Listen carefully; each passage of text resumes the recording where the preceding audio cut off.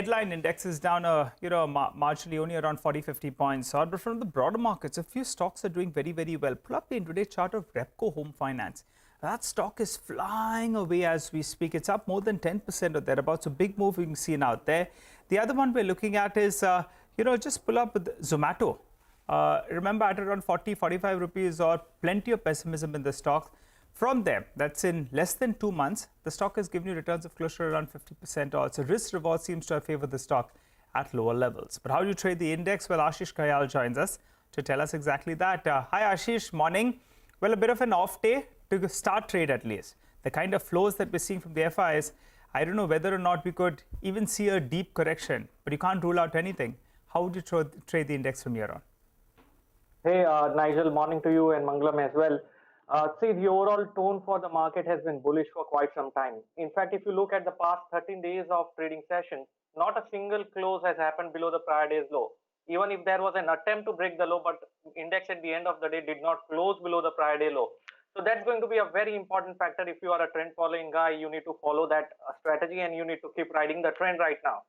The prior day low, if you look at it, is around 17,830.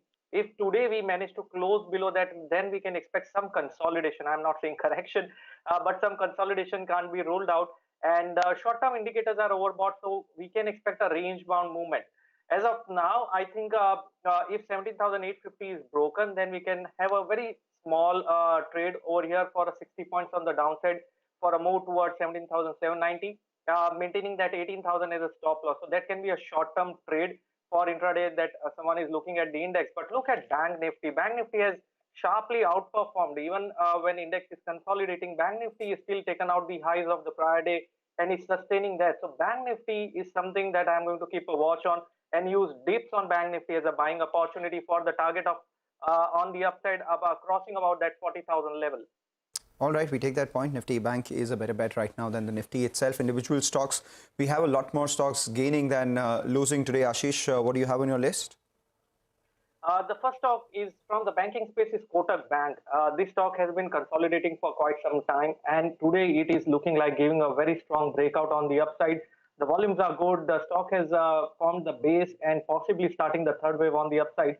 So KOTAK Bank, one can create long positions here, keeping a stop loss of 1800 for the target of 2000 and possibly higher. And the next stock on the buy side is going to be Dixon Technology.